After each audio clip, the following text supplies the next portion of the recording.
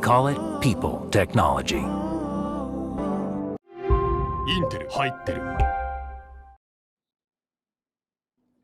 Job done then by the Punjab Kings over RCB. It's a fixture that KL Rahul enjoys while he's been at the Punjab franchise in the IPL, and it's translated into just the third win out of 7 for Punjab this season. RCB go down by 34. We look back at that game on Maruti Suzuki Presents ESPN Cricket for T20 Time Out, powered by Intel. Before I get busy in conversation with Ian Bishop and Sanjay Manjrekar, let's, of course, not forget for all our viewers in India that they should mask up in public, practice social distancing and self-isolation protocols and sanitization protocols, and do get your vaccine as soon as you are eligible for it. Right. We've got a cricket match to look back to. Sanjay Manjrekar is here, so too Ian Bishop. Look, all too easy in the end. So now let's analyze all those things that we were waiting for the result to in order to get better perspective. Sanjay, that's a very important 2 points for Punjab. Absolutely, and now they need about 4 wins from 7. And we've seen funny things happen towards the latter half of the tournament. So Punjab Kings would be fancying their chances. There's some good things happening there. I'm really impressed with Harshal Patel's batting towards the end for RCB, but Chris Jordan and all those guys had that under cover. So coming back to Punjab Kings, they got a score that both of us, Ian and me, thought was slightly under par. The dew didn't come in, and Harpreet Brar had a fantasy kind of bowling performance, so that really nailed it for his team.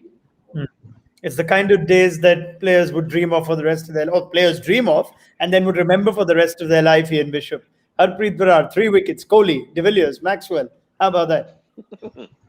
Well, don't forget the 25 runs that he scored at the back end as well to help Rahul get to that total, 25 off 17. I mean, that was very, very important after the sort of collapse in the middle overs.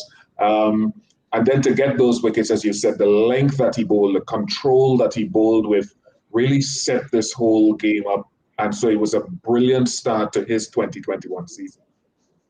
Now, is this a great selection tactically as a matchup? Left-arm spinner brought in for a pacer who had not done too badly, Sanjay? Or are these now hedging bets against conditions? You're hoping that dew doesn't come into play and then you've picked a player that can exploit conditions.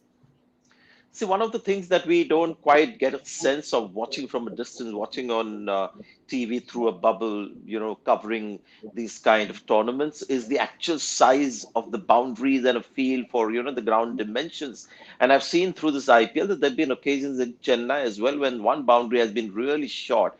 And that's when, you get these quick left-arm spinners come in and play, because the captain then feels assured of bowling that left-arm spinner who's not likely to go for big runs when you have right-handers batting together.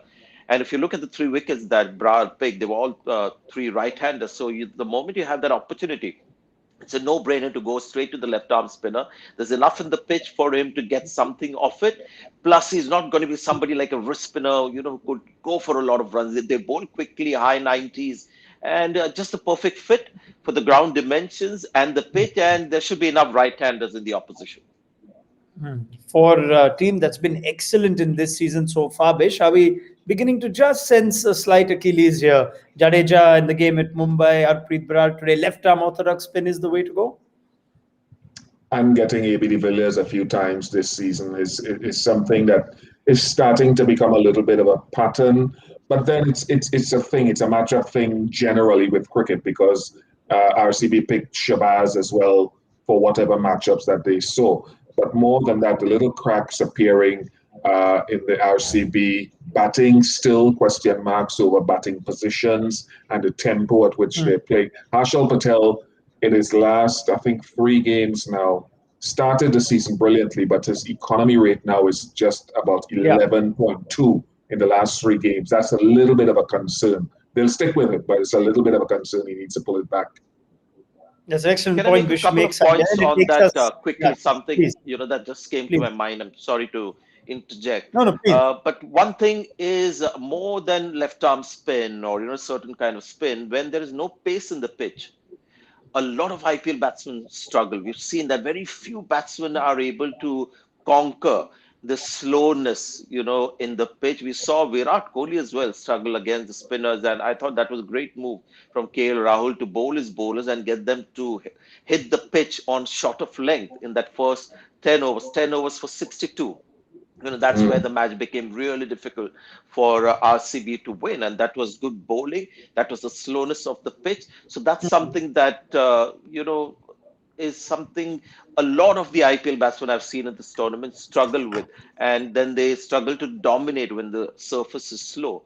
And as far as Harshal Patel is concerned, I thought maybe Virat Kohli missed a trick there because Mohammad Siraj bowled just 3 overs.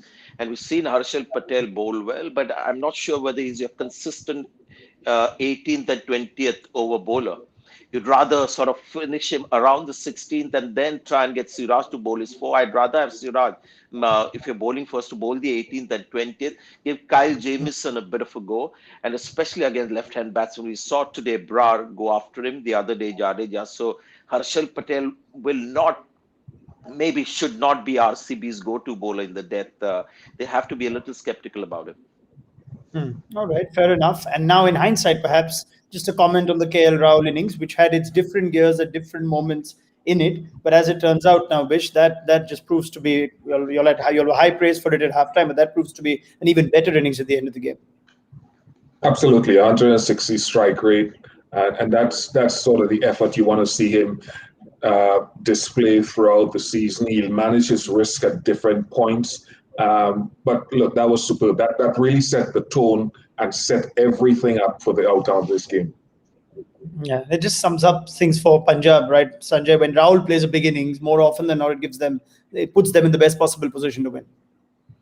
See, he batted the entire innings and in the end finished with a strike rate of 159. And that is brilliant. If it was, as I said, at the halfway stage, 125, 130, and if not for the Harpreet Brar innings, maybe the target would have been easier despite the setbacks that RCB had. But I think the bigger factor was the pitch remained more or less the same, and the slowness was enough for Punjab Kings bowlers to make the score that they had put up count.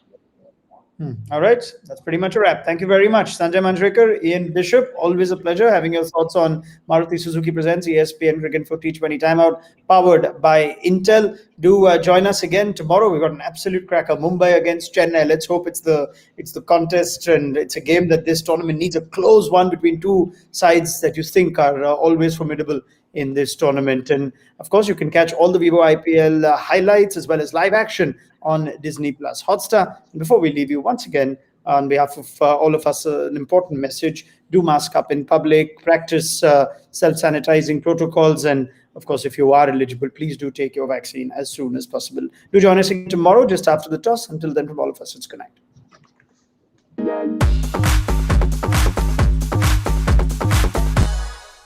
We call it people technology. インテル入ってる